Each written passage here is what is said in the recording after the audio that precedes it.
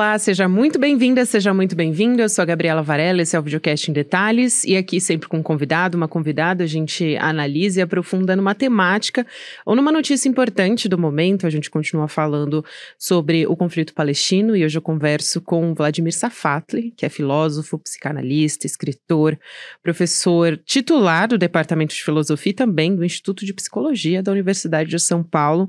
Professor, muito obrigada por aceitar nosso convite. É um prazer ter a senhora aqui comigo. O convite, para mim, é um prazer também. Professor, vamos lá, né? Você escreveu uma coluna de opinião na revista Cult, que eu achei muito interessante, e em um dos pontos você diz que a comunidade internacional não está disposta a resolver problema algum na Palestina.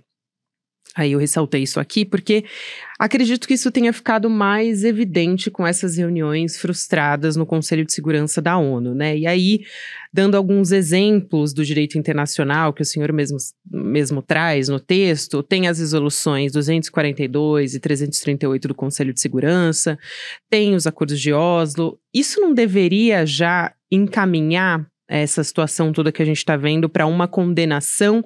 Como e para onde isso poderia ter ido? Seria um tribunal penal internacional? Como que seria possível caminhar isso para uma resolução? Gabriela, você tem razão, de fato são resoluções que devem ter ou deveriam ter força de lei. Então significa que elas são resoluções que os países concernidos precisam efetivar o mais rápido possível. E, no entanto, elas estão suspensas praticamente há 50 anos. É claro que isso cria uma zona de não direito, cria todo um sistema, digamos, de frustração social que é o responsável maior por toda a violência que a gente está vendo agora, né? Então, eu sempre quis insistir num ponto, é que nos vendem a ideia de que esse conflito é um conflito extremamente complexo, né? Que suas raízes estão perdidas nas brumas dos séculos. Mas, na verdade, ele não é um conflito complexo. Ele é um conflito que tem legislação, existe lei internacional, a lei internacional deve ser seguida, não há nenhuma restrição, né? Não há nenhuma condição para que ela seja seguida.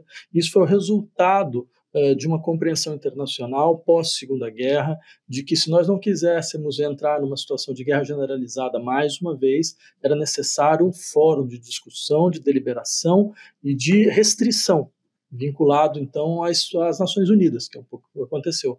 No entanto, o que acontece é que a gente tem um Estado que ele sistematicamente nega toda e qualquer decisão das Nações Unidas, que é o caso do Estado de Israel. E a comunidade internacional, ela fica completamente à mercê dessa situação, sem poder ter nenhum tipo de intervenção.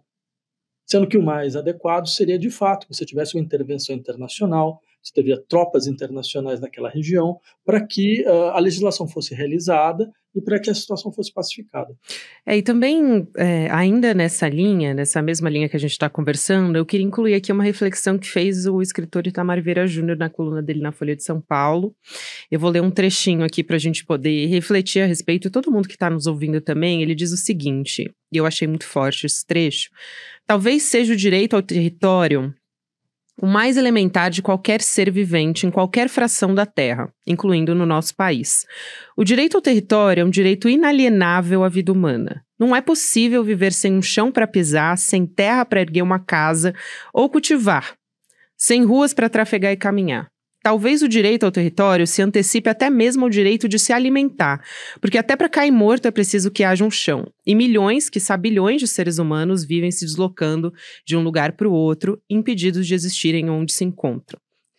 É um trecho muito forte, mas ele foi muito feliz, né, ao escrever essa coluna. E a gente tem o Tratado Internacional de Direitos Humanos também, que a maioria das pessoas conhece quando a gente fala de direito internacional, né, professor? A partir da Convenção Americana de Direitos Humanos de 1969. É o tratado mais conhecido, mas existe também a Carta Árabe de Direitos do Homem, de 94, e a Declaração Universal Islâmica de Direitos Humanos, de 1981. E aí eu pergunto se esses documentos deveriam garantir a efetividade desse direito ao território, se seria mais uma base para se ter no direito internacional. Sim, veja, foi uma boa lembrança mesmo, porque o que Itamar escreveu é muito justo, muito correto mesmo.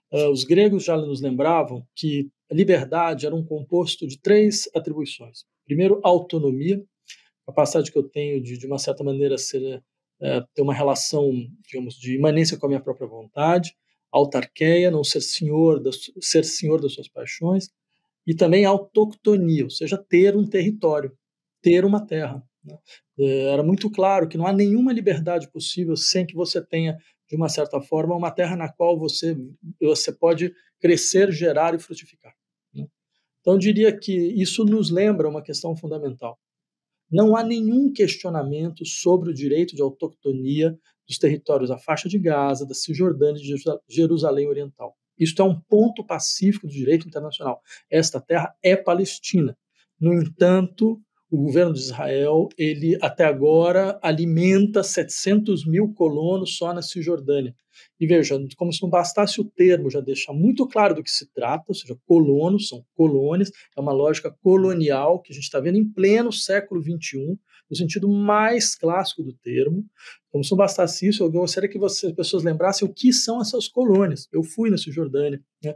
Eu poderia lembrar vocês fizeram uma matéria, por exemplo, sobre Ariel, que é uma colônia de 30 mil habitantes, é uma fortaleza, é uma cidade fortificada, onde todas as pessoas andam com Uzi nas mãos. O que você acha que vai acontecer quando o exército israelense for tentar desmobilizar essas pessoas? Por muito menos, Isaac Rabin, que era o primeiro-ministro na época dos acordos de Oslo, foi assassinado não por um membro do Hamas, não por um palestino, foi assassinado por um colono judeu. Exatamente isso. Então, ou seja, Israel tem um problema, o Estado de Israel tem um problema. Né? E esse problema é o que está fazendo com que eles entrem numa lógica de guerra infinita. O problema é, o Estado é assentado em uma contradição insolúvel. Por um lado, ele quer ser um Estado laico e moderno, onde ter espaço para todos. Segundo, ele é um Estado teológico-político. Ele tem, por exemplo, imagina você andando na esplanada dos nossos ministérios e vê um ministério de questões religiosas. Aí você entra no Ministério de Questões Religiosas, tem um departamento de banhos rituais. Isso é o Estado de Israel. Pois é. Entendeu? Então, ou seja, esse núcleo teológico-político ele tem uma visão de autoctonia, de que aquela terra é uma terra sagrada, é a terra dos seus ancestrais, ela deve ser conquistada. E é claro que isso é completamente fora de qualquer possibilidade, digamos, de justificação internacional. Esse é o problema. O problema, eu insistiria, não está do lado dos palestinos. Porque os palestinos já abriram mão uma vez da luta armada. O LP era uma organização que praticava luta armada, fazia atentados, tudo isso que a gente está vendo agora.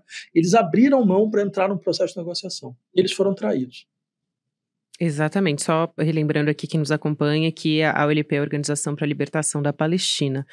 Professor, de que maneira os países que estão acompanhando, e muitas vezes dentro do próprio Conselho de Segurança da ONU, as entidades também, como a própria ONU, poderiam pressionar o governo de Israel, e até pergunto se seria um caminho pressionar os Estados Unidos também, que tem um papel bastante importante e sabe que tem nesse conflito. Por que não o fazem?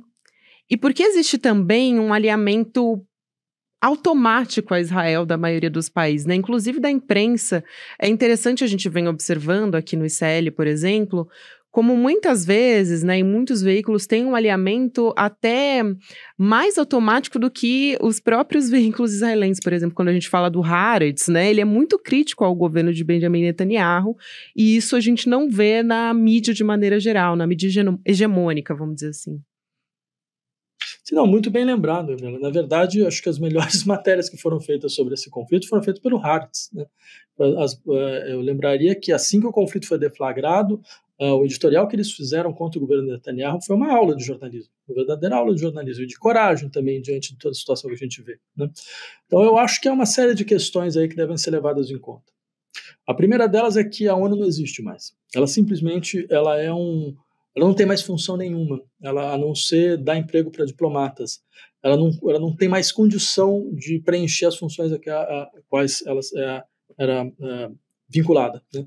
Ou seja, desde do conflito iraquiano, desde a guerra que os Estados Unidos fez no Iraque, sem autorização da ONU, a ONU entrou num processo contínuo de decomposição, até chegar na situação atual, que agora ela efetivamente não tem mais função absolutamente alguma, né? E peso algum. Por outro lado, você tem de fato uma diplomacia norte-americana que é um fator de desordem mundial.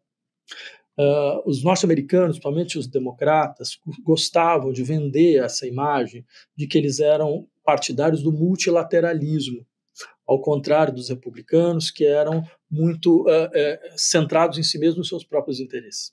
Só que o que a gente vê hoje é algo completamente diverso disso, completamente diferente. A grande maioria dos países que compõem as Nações Unidas é contra a intervenção militar de Israel na faixa de Gaza. Todo o Conselho de Segurança, a não ser os Estados Unidos, exigiam cessar-fogo. Os Estados Unidos ele fez isso de maneira unilateral, ele bloqueou de maneira unilateral. Ou seja, os Estados Unidos é um fator de desordem, de quebra do multilateralismo. Isso é um negócio que deve ser levado em conta, uma série de consequências que vão se derivar daí. Por outro lado, você também levantou uma questão que me parece muito importante, que há um fortalecimento de uma perspectiva, eu diria mesmo, anti-árabe dentro de setores da imprensa internacional, né? E eu acho que tem uma série de questões aí. E uma delas tem questões vinculadas a políticas internas. Porque esses países, por exemplo, França, Alemanha, Inglaterra e outros países europeus, são países que têm um problema interno muito grande com a população árabe. Essas populações são populações das periferias, são populações precarizadas, são populações em situação de extrema vulnerabilidade econômica, e que, a verdade, para eles é muito mais interessante vender esse conflito social como uma crise cultural, como um conflito cultural, do que efetivamente se colocar diante das consequências dessa luta de classe que existe nesses seus países, né? Porque, afinal de contas, essa massa imigrante foi a massa que financiou o estado do bem-estar social. E que agora aparece, a gente vê muito claramente qual era a base real desse estado do bem-estar social, né? Então, o que acontece? Esses países eles têm um interesse de que a situação se degrade, porque eles não conseguem mais governar os seus próprios países. Pega um caso como a França. A França é um país ingovernável. Ela é ingovernável. Você conhece um país que aprovou uma reforma da Previdência por decreto-lei? Pois é. Então, esse país não foi Gana, não foi a Bolívia, não foi a França, mostrando que ele não tem mais condição de respeitar nem os princípios da própria democracia parlamentar, né? Então, numa situação como essa, que é uma situação de guerra infinita, você vai ter uma tensão contínua, e essa tensão contínua ela vai se reverberar nas periferias das grandes cidades europeias. Eles podem jogar uma lógica de exceção por todos os lados. Eles podem militarizar as relações de poder.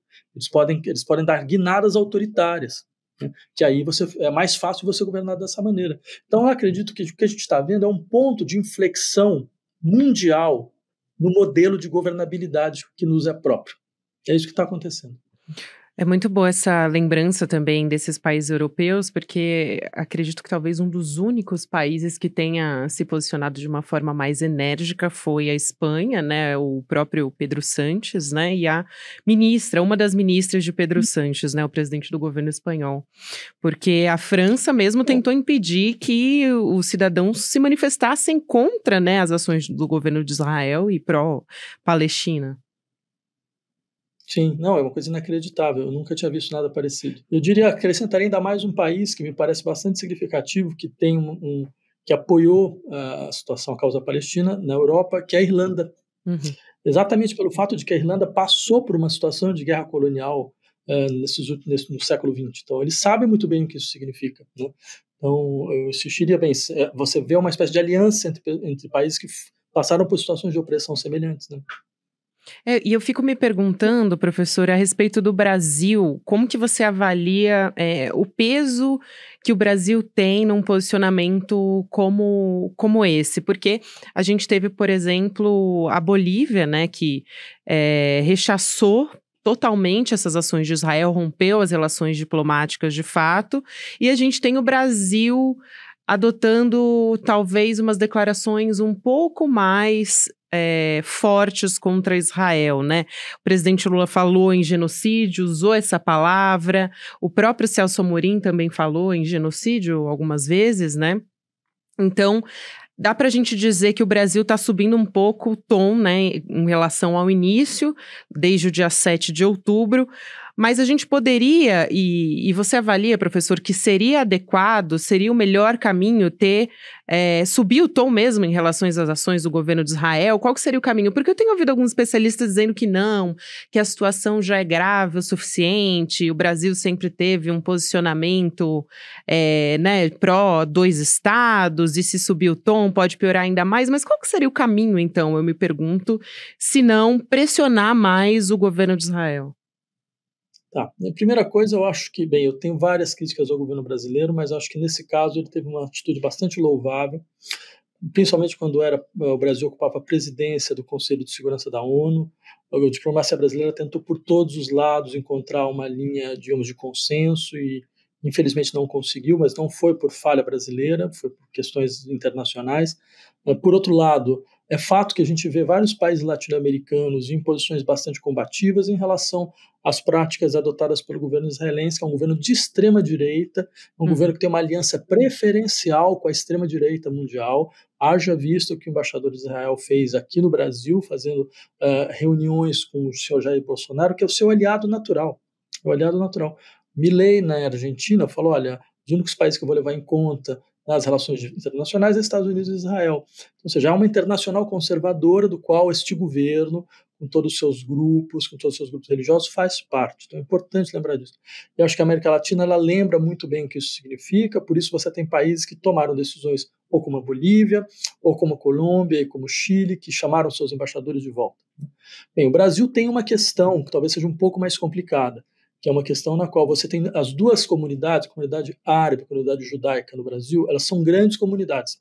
Né? O Brasil é um dos 10 países que tem a maior comunidade judaica do mundo. Né? Então ele procura, de uma certa forma, se fazer ouvir por todos os lados. Ele tenta encontrar uma saída mediana. Né? Agora, eu acho que, de fato, seria importante agora que você tem brasileiros repatriados e que a gente passou por uma situação que é digna de uma crise diplomática. Uma coisa da ordem do inacreditável, todas as dificuldades que foram colocadas para os nossos compatriotas, para poderem regressar de uma zona de guerra. Né? Eu diria que isso mostra um tipo de má vontade muito grande do governo israelense e é inadmissível, absolutamente inadmissível. Né? Então, acho que sim, seria um momento de colocar, digamos, tomar posições um pouco mais claras nesse sentido, até porque o termo genocídio aplicado a este caso não é um termo de uso retórico. Não se trata simplesmente de uma simples metáfora, de uma simples forma de dizer. Na verdade, é uma descrição técnica de uma situação concreta. Né? Por muito menos, o Ocidente aceitou sem o menor problema chamar o que a Sérvia tentava fazer no Kosovo de suicídio e limpeza étnica. Né? Por muito menos. Não teve bombardeio, teve tentativa de deslocamento de populações, como tem agora, certo? E são 2,5 milhões de pessoas que estão sob risco de deslocamento, criando uma crise humanitária nunca vista desde o final da Segunda Guerra. Você teve ministros israelenses que disseram que era pensável utilizar bomba nuclear nesse caso. E o que aconteceu com esse senhor? Ele foi afastado do governo? Ele abriu um processo contra ele? Certo? Ele foi parar no asilo? Não. O que aconteceu é que ele foi simplesmente suspenso das suas funções em reuniões ministeriais, só isso, mais nada. Né? Então, ou seja, eu diria, é uma situação completamente anômala, completamente excepcional, e de fato você tem um presidente de Israel que falou que nessa guerra não haverá distinções entre civis e militares. Né? Aí eles usam esse argumento, que eu acho um argumento espúrio, que eu acho um argumento inaceitável, intolerável, o argumento do escudo humano. Né? Ou seja, você numa zona como a faixa de Gaza, que é uma zona do tamanho da zona leste paulistana, onde tem 2.500.000 pessoas, ou seja, é impossível você fazer qualquer tipo de distinção. Certo? Você entra com uma ação em massa militar. Certo? É claro que você está dizendo muito em alto e bom som, pouco me importa se há civis ou militares. Até porque, diga-se de passagem, se o fato é realmente tentar paralisar o Hamas, essa é a pior estratégia possível. Não há nenhuma estratégia pior do que essa. Ao contrário, o que eles estão fazendo é fortalecendo o Hamas pelos próximos 10 anos. Porque foi assim que o Hamas cresceu. Ele cresceu através da indiferença internacional em relação à sorte do sofrimento dos palestinos e através dessa ideia de que a única resposta possível seria uma resposta militar, porque a resposta diplomática está completamente bloqueada. Eu entro justamente nisso, professor, sobre o Hamas, né? Porque todas as tentativas que aconteceram, né, de tentar aniquilar o Hamas, como diz o Benjamin Netanyahu, né, que vai acabar com o Hamas, vai destruir o Hamas de maneira militar, fortaleceram o grupo nos últimos anos, né? O que a gente pode esperar depois dessas ações militares? Primeiro, eu acho que não vai acabar o Hamas, e segundo, a gente vai ter a gente já tem, na verdade, né, milhares de palestinos mortos, mais de 10 mil. O que a gente pode esperar depois? Então, Gabriela, eu diria o seguinte, há 20 anos eu escrevo sobre esse conflito. Eu tive no conflito, eu fiz uma série de matérias para vários jornais, então, para televisões. E para mim é muito claro, eu lembro muito claramente, acho que em 2006, alguma coisa assim, ao ouvir esta mesma frase, vamos aniquilar o Hamas. Né? E nunca conseguiram. Talvez uma coisa honesta seria começar por aí. Por que nunca foi possível aniquilar? Né? Porque, afinal de contas, ao contrário, ele só se fortaleceu. Porque a via diplomática foi implodida. Se a comunidade internacional quisesse realmente resolver esse problema, forçava uma via diplomática clara, por exemplo, na Cisjordânia. Né? Falava, olha, então tá, a gente vai desmantelar as colônias na Cisjordânia, vamos mostrar que quem faz a escolha pela diplomacia consegue o que quer, certo? E não teria mais Hamas hoje, simplesmente não existiria mais o Hamas. Mas o Hamas não pode deixar de existir, porque o Hamas tem um sócio. E esse sócio é o Netanyahu. O Netanyahu precisa do Hamas para existir, e vice-versa. Né? Ele precisa do Hamas por quê? Porque ele está vinculado a essa estrutura da direita israelense, da extrema-direita israelense, desse núcleo teológico político do Estado israelense. Certo? Ele sabe que a única maneira de evitar algo que ele acha que seria uma guerra civil em Israel, né, se o processo de paz realmente progredisse, é alimentar um grupo fundamentalista islâmico do outro lado. E assim, eu queria aproveitar e dizer, eu não tenho nenhuma ilusão a respeito do que é o Hamas. Contrariamente a alguns outros colegas, eu lembro muito bem, eu sei que é a Irmandade Muçulmana no Egito, o que aconteceu com um vínculo da esquerda com grupos religiosos no Irã, na Revolução do Irã, e no que deu. Certo? Não vai dar nada diferente nesse caso. De fato, eu já falei várias vezes, eu acho, os palestinos têm dois problemas, um é o Estado de Israel e o segundo é o Hamas. Né? Agora, dito isso, acho que a única que resolver o problema não é assim. Nunca foi assim. Ao contrário, você vai colocar a população árabe em ebulição, porque ela vê muito claramente a hipocrisia ocidental. Ela vê o sistema de dois pesos e duas medidas. Pra você ter uma ideia, o que aconteceu na guerra da Ucrânia? A Rússia alegou as mesmas questões do Estado de Israel. Alegou problema de segurança interna. Falou, eu não quero ter mísseis apontados para mim no meu quintal. Né? E foi invadir a Ucrânia. Bem, Israel faz mais ou menos a mesma coisa. Alega razões de segurança para invadir territórios para invadir territórios e sustentar a ocupação de territórios. Bem, num caso, o Ocidente foi claramente, de maneira taxativa, contra. Nesse outro, ele não foi contra, muito pelo contrário. Né? Então, o que a população árabe sente? Que se trata, na verdade, de uma grande piada, é uma grande brincadeira, é uma lógica colonial. Certo? Então, o que você espera dessa frustração? Um aumento exponencial de todas as formas de violência possíveis. E, professor, aproveitando que a gente entrou nessa questão, você fala também nesse seu texto para a revista Cult que o Netanyahu está fazendo um experimento suicida. Aí eu te pergunto duas coisas. Primeiro, qual que vai ser o custo político para Netanyahu, se você acha que ele vai se fortalecer, na verdade, porque é isso, né? Ele está usando ações militares contra o Hamas e é um ciclo, né? E um fortalece o outro. Ou você. E por outro lado, também pergunto se, alinhado a isso, você classifica o conflito como genocídio. E eu tenho já ouvi, inclusive, de algumas pessoas que estão avaliando esse conflito, né? Assim, algumas justificativas estapafúrdias para dizer que não é um genocídio, como, por exemplo, de que a população palestina aumentou. E eu sempre procuro trazer esse exemplo aqui, porque não faz o menor sentido. Mas eu queria ouvir da perspectiva do direito internacional mesmo, se a gente pode falar num genocídio, o que classificaria um genocídio, se não isso que a gente está assistindo? Tá, então sobre essa questão eu diria que sim, inclusive eu fui uma das pessoas que ajudou a organizar um manifesto que os professores da Universidade de São Paulo fizeram, nomeando esse processo como genocidário, como processo de genocídio. Acho que há vários ritmos do genocídio, né? Essa aqui é a questão.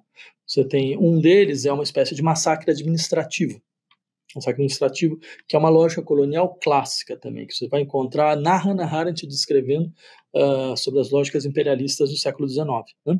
Que é mais ou menos o seguinte: você, primeiro, você faz massacres periódicos, né? Como se você estivesse cortando grama. Inclusive, esse é a metáfora que vários militares israelenses utilizaram. É necessário cortar grama de vez em quando, né? Então você vai de 3 anos, 4 em 4 anos, faz massacres, mata civis, Eu estou lembrando essas pessoas. A questão fundamental do genocídio é você lembra as populações que elas são matáveis sem dolo. Isto é um genocídio. Quando você coloca toda uma população na posição de matável sem dolo. Então, ela pode ser morta a qualquer momento. Pode ser agora, pode ser daqui a um mês, pode ser daqui a um ano, mas de fato é importante, elas já estão mortas. Independente se elas estão vivas ou não, elas já estão mortas. Eles já foram marcadas como você não tem não haverá luto para sua morte. Não haverá dolo para sua morte. Não haverá nome para sua morte. Não haverá nada para sua morte. E eu lembraria um dos fatos que mais me impressionaram nesse caso, isso realmente aconteceu, acho que foi em 2006 ou 2007, alguma coisa assim, quando uma pessoa que tinha parentes na faixa de Gaza, ela teve duas irmãs mortas. E ele quis fazer um necrológio, né, no San Francisco Chronicle, um jornal da Califórnia. E o jornal recusou. O jornal disse que não queria ofender ninguém. Então, essa é uma boa questão. Em que condição o luto é uma ofensa? O reconhecimento do luto e do dolo é uma ofensa. Só numa condição de genocídio. Aí independe do número, porque o que é importante é a lógica. Né? Eu diria, de fato, você tem uma situação você tem risco de deslocamento populacional de 2,5 milhões de pessoas. A gente teve discussões falando que essa população deveria ser deslocada para o Egito. Né? Foram discussões abertas, discussões impensáveis, E ainda estão aí, né? Ainda existe essa possibilidade de deslocarem essas pessoas da faixa de Gaza para o Egito, em uma contrapartida, inclusive, Exato. de ter pagas dívidas do Egito, né? Então, isso ainda está sendo discutido. Sim, exatamente, você tem toda a razão. Então, eu lembraria só um ponto que me parece absolutamente central. Quer dizer, os direitos humanos, eles existem para todos ou não existem para ninguém. E acho que nós nos confrontamos com este caso concreto, que é o caso que vai decidir se, afinal de contas, nós realmente acreditamos que existe algo como direitos humanos ou se ele é simplesmente uma estratégia que nós usamos contra os nossos opositores.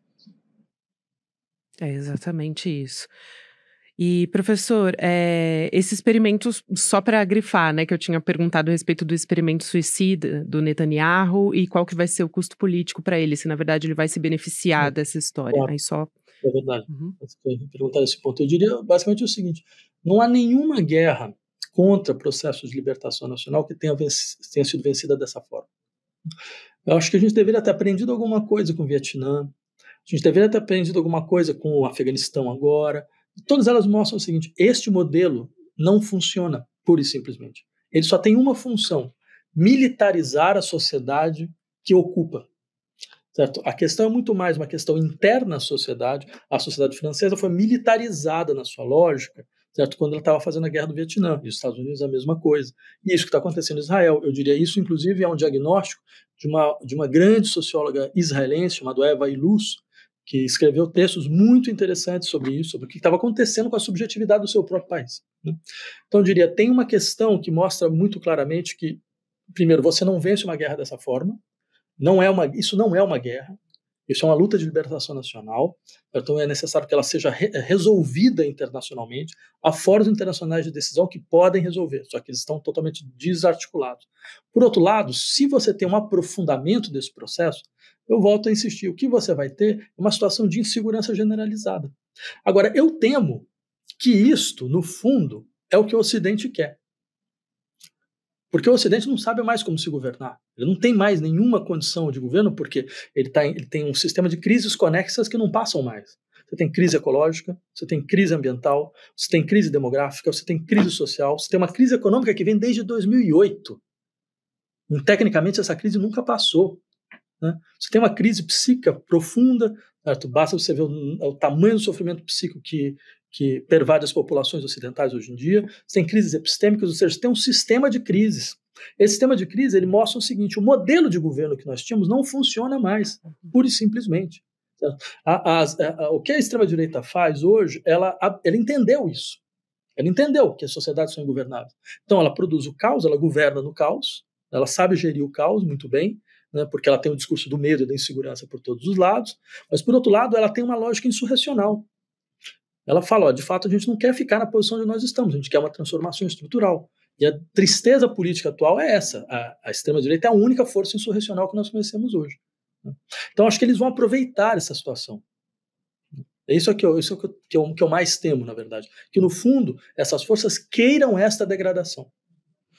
E no caso do governo de Israel, né, a gente fala, até você fala isso no seu texto, né, professor, é esse espectro teológico e político que ronda, né, o Estado de Israel e que eh, fortalece, né, parece que está se fortalecendo cada vez mais. A gente tem visto outros países, inclusive, que estão sendo rondados pela extrema-direita agora, a Argentina, Portugal também. Então, a gente está assistindo de novo o fortalecimento dessa extrema-direita. Eu quero agradecer, professor, você por essa aula. Foi uma verdadeira aula, de fato. E, enfim, se você quiser deixar alguma consideração final, é muito difícil a gente olhar, né, para isso que está acontecendo agora e tentar construir ou tentar imaginar, né, um futuro. A gente precisa ter esperança, isso é um fato, eu acho. E acho que a gente viu imagens, a gente está gravando numa terça-feira, né, dia 3 de novembro, dos brasileiros retornando ao seu território e saindo de um ambiente de horror e de bombardeio em que eles deram declaração de que eles imaginaram que eles fossem morrer. Então, acho que isso é uma semente, né, no meio de algo tão gigantesco e horroroso que está acontecendo, mas acho que é uma semente de esperança que a gente precisa ter, né? Eu não sei aonde mais a gente pode enxergar essas sementes de esperança. Tem sido muito difícil, né? Então, Gabriela, primeiro eu queria agradecer muito o espaço dado por vocês. Para mim foi um grande prazer poder fazer essa discussão, né, essa interlocução. Segundo, acho que foi muito bom você ter lembrado esse ponto. Acho realmente que a gente deveria mesmo saudar a diplomacia brasileira. Ela fez um trabalho louvável, fez um grande trabalho, numa situação extremamente complexa, extremamente difícil. Ter todo esse cuidado com compatriotas que estão presos numa zona de guerra é algo realmente muito importante, muito importante. E segundo, por fim, eu queria dizer o seguinte: estou completamente ciente do que significa a degradação atual das relações sociais hoje. Quer dizer, os casos de antissemitismo são crescentes, os casos de islamofobia que são crescentes. Infelizmente, para mim, eu acho que esses casos são simplesmente efeitos de uma causa que é essa, que é a degradação desta situação, não conseguir dar resposta efetiva a essa situação. Como havia dito, quando você não realiza aquilo que a lei te obriga, a violência aparece por todos os lados. E essa é uma das formas da violência. Então a gente vai ver, infelizmente, um aprofundamento desse processo, caso você não tenha uma outra perspectiva hegemônica no interior da comunidade internacional a respeito desse conflito. É isso, né, professor? A gente tem falado há tantos anos sobre uma reforma da ONU, né? Eu não sei se esse é o único caminho, mas, enfim, já mostrou que, de fato, é isso, né? A ONU virou hoje uma nota de repúdio, né? No fim das contas, Nem nota isso. de repúdio eles conseguiram fazer, exatamente. Né? Eu diria que esse é o grande problema que esse conflito coloca, o fato de que, mais uma vez, esse era o saldo da Segunda Guerra Mundial, entender que a gente precisava de um fórum multilateral, real, com força de intervenção. Né? E agora a gente não tem mais. Então agora é o pior dos mundos, é certo, nesse sentido. É isso, professor. Quero muito agradecer o professor Vladimir Safatli, além de professor da USP, também é filósofo, psicanalista, escritor. Sempre um prazer te receber aqui. Foi realmente uma aula aqui pra gente e seja sempre muito bem-vindo aqui. Já deixo o convite para voltar sempre que possível. Estou à disposição de vocês. Abraço grande, professor. Muito obrigado. Até mais. Um abraço. Tchau. O Videocast em Detalhes fica por aqui. O próximo episódio vai ao ar às 10h30 da manhã, ao vivo no YouTube, por onde você acompanha toda a programação do ICL Notícias. Hoje, excepcionalmente, a gente não volta amanhã, a gente volta na quinta-feira, porque amanhã é feriado, amanhã é quarta-feira, né? Então, dia 15 de novembro, deixo esse recado para você. Para você que me assiste agora pelo YouTube, você fica agora com o Videocast Mercado e Investimentos, com André Campanelli e a Débora Maganha. Depois tem Rolê ICL com Miriam De Luca às 5 horas da tarde. E na sequência, às 6 horas da noite, tem ICL Notícias, segunda edição. Lembrando também, você pode ouvir o Em Detalhes pelas plataformas de áudio. Sempre a partir das 7, 8 horas da manhã, o episódio já fica disponível para você com mais detalhes do que por vídeo, para você que nos acompanha ao vivo. Um abraço e até quinta-feira. Fala, turma, que sucesso foi o lançamento do primeiro documentário original ICL. De Quanta Terra Precisa o Homem, o documentário que revela a verdade sobre o MST, o maior movimento social do mundo. Dezenas de milhares de pessoas assistiram ao encontro, ouviram um debate de altíssimo nível, com a presença do João Pedro Stedley, coordenador nacional do MST, e vários outros nomes incríveis, e saíram de lá, com certeza, com uma outra visão sobre o movimento, mas principalmente uma outra visão sobre o conflito no campo no Brasil. Se você perdeu esse debate, que inclusive trouxe vários trechos do filme de uma maneira inédita, a gente resolveu permitir que o replay fosse liberado por alguns dias para você poder assistir. Então clica agora no link que vai estar aqui e assiste a esse replay enquanto ele ainda está no ar, porque ele vai ficar no ar por bem pouco tempo para as pessoas que estavam inscritas e perderam essa oportunidade. E para você também, que soube disso agora. Não perde essa chance, não. É um tema muito importante e foi um encontro histórico. Conto com a presença de vocês. Um abraço.